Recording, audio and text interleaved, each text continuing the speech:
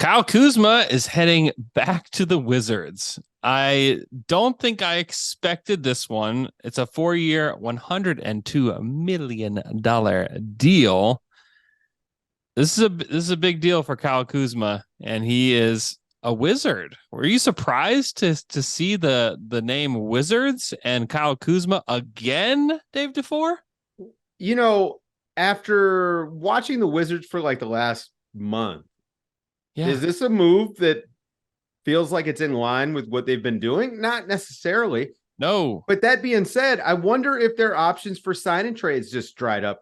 I'll say this, it's a huge deal for Kyle Kuzma. Yeah. Huge deal. $2 million more than Draymond Green got, Hey. an all-time Hall of Famer. That's great money for Kyle Kuzma.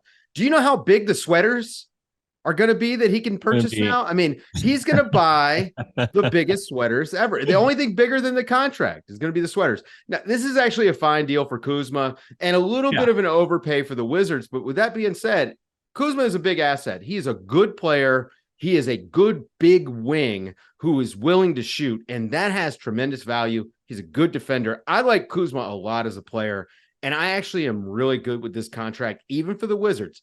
I actually think it's a better asset than we might originally realize because the market dried up on him. Jeremy Grant goes back to Portland, 5 years, 160, so he's gone. Trey Lyles, a great deal for Sacramento. And Harrison Barnes back to Sac. Harrison Barnes back. Indy spent all their money on Bruce Brown. They're just, his options were sort of drying up, but I think the Wizards' options were actually drying up.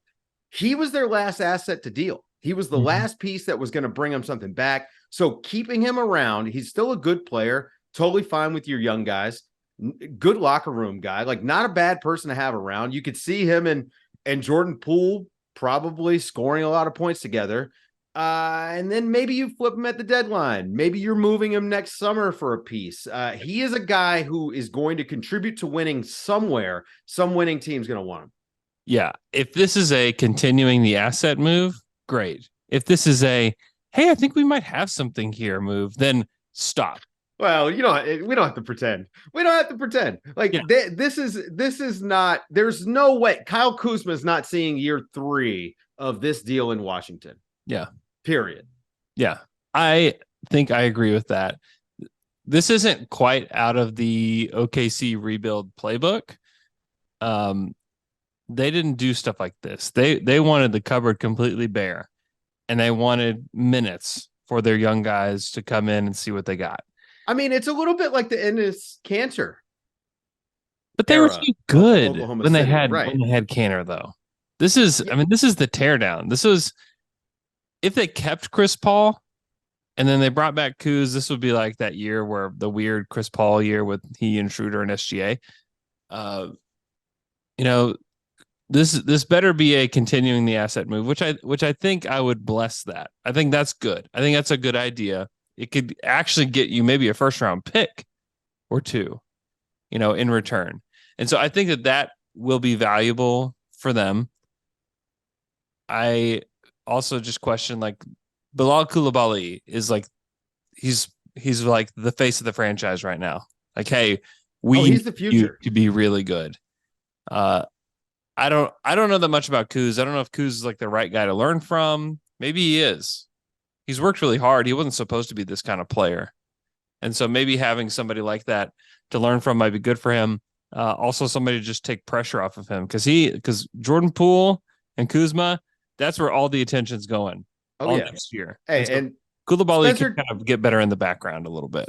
Spencer Dinwiddie aside, it seems like players like Kyle Kuzma. So, like, this is not the worst thing. But $25 million a year for a player of Kyle Kuzma's caliber and with his skill set in this new salary cap environment, which the numbers came out today, $136 million salary cap. That guy, that's a great contract. Not just for him, but for any team looking to bring him in.